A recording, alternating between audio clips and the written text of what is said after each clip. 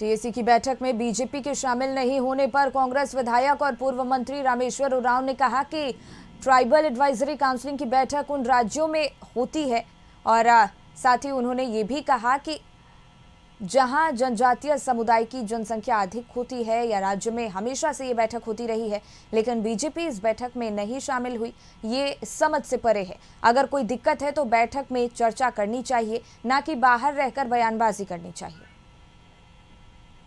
हम तो कहेंगे कि हर पार्टी को एक संवैधानिक व्यवस्था है। शेड्यूल एरिया में झारखंड शेड्यूल एरिया है, संवैधानिक व्यवस्था है, तो संवैधानिक व्यवस्था का मान रखना चाहिए और शामिल होना चाहिए। जो विरोध करना है कीजिए, मैं तो यही सलाह दूंगा। अब नहीं जा रहे हैं, बाइकआउट कर रहे हैं, वो अधिकार है उनका, प्रतिपक्ष में है तो उनका अधिकार बनता है, लेकिन मेरा व्यक्तिगत ख्याल रहा है कि वो जाना चाहिए उनको और शामिल होना चाहिए। संदीप, इसी पे और ज्यादा जानकारी लिए हमारे सहयोगी जुड़ गए हैं। संदीप, टीएसी की ये खास बैठक होने वाली है जिसमें शामिल नहीं होने पर हमला लगातार किया जा रहा है। एक तरफ चंपाई सोरेन ने इसमें शामिल नहीं होने की घोषणा की है, तो वहीं दूसरी तरफ राज्य सरकार की तरफ से कहा जा रहा है कि अगर कोई समस्या है तो बैठक में शामिल होना चाहिए, ना कि बाहर से बयानबाजी करना चाहिए। क्या कुछ संभावना जताई जा रही है इस बैठक को लेकर?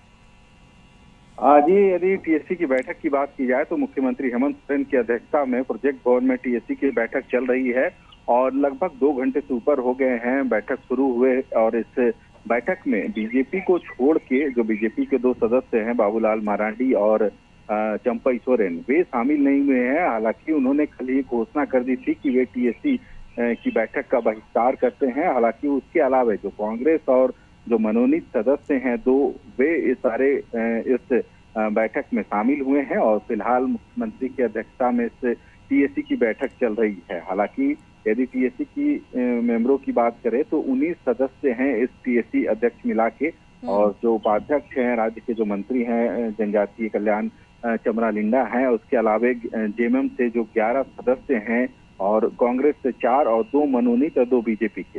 हालांकि देखना होगा इस बैठक में जो अब तक सामने आ रही थी बातें की कैसे जो जनजातीय हैं या फिर जो पर्यटन का जो क्षेत्र है जहां पे आदिवासी बहुल क्षेत्र है, उन इलाकों को कैसे विकसित किया जाए ताकि वहां निवास करने वाले जो आदिवासी जनजातीय समुदाय के लोग हैं उनको इसका बेनिफिट मिल सके।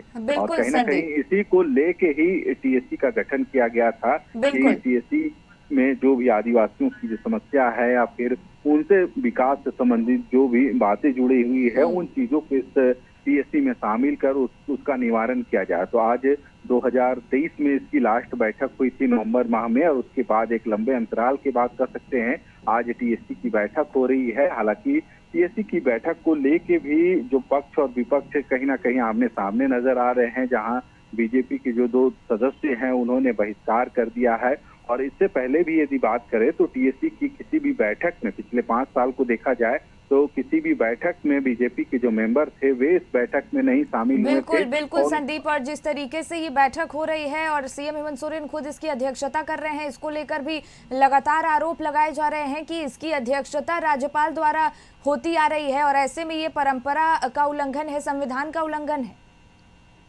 इससे पहले यदि बात करें तो जो भी टीएससी के जो अध्यक्ष होते थे राज्यपाल होते थे। हालांकि मुख्यमंत्री हेमंत सोरेन पिछले कार्यकाल में इस जो व्यवस्था थी उसको कुछ फेरबदल किया था और राज्यपाल को हटा के मुख्यमंत्री को इसका अध्यक्ष मनोनीत किया गया था। और जो नियम संगत कर सकते हैं जो सरकार ने या घोषणा बाद में की थी। हालांकि इसका भी बीजेपी पुरजोर विरोध करती हुई नजर आ रही थी कि जो परंपरा है उसको तोड़ने की जो कोशिश हेमंत सोरेन सरकार ने की है, और इसका भी विरोध था। और कहीं ना कहीं जो बीजेपी आरोप लगाते आई है अब तक की टीएससी की जो बैठक है, जरूर वो कह रही है कि यह बैठक काफी महत्वपूर्ण है आदिवासी समुदाय के लिए, जिनके लिए टीएससी का गठन हुआ है। हालांकि इस बैठक में ना शामिल होना एक चिंता का जरूर विषय देखने को मिल रहा है कि यदि आप टीएससी की बैठक में शामिल हो के भी जो अपनी शिकायतें हैं उसको उस मंच पे रख सकते थे, पर लगातार यदि पिछले 5 साल के हिस्ट्री देखा जाए तो उसमें बीजेपी के कोई भी सदस्य जो इससे पहले भी मनोनीत सदस्य थे बीजेपी की तरफ से टीएससी के, वे इस बैठक से दूरी बनाए रखे और बहिष्कार करते रहे और इस बैठक में नहीं शामिल हुए। और आज कह सकते हैं 2023 नवंबर महीने में लास्ट टीएससी की बैठक हुई थी, उसके बाद आज 2025 चल रहा है और आज बैठक है, तो इसमें भी वे शामिल नहीं हुए हैं। तो फिर जो पार्टियां हैं, जो बिल्कुल संदीप, अपनी नजर बनाए रखिएगा इस बैठक पर। बहुत बहुत धन्यवाद आपका तमाम जानकारी हम तक पहुंचाने के लिए। रुकेंगे छोटे से ब्रेक के लिए, फौरन होंगे हासिल।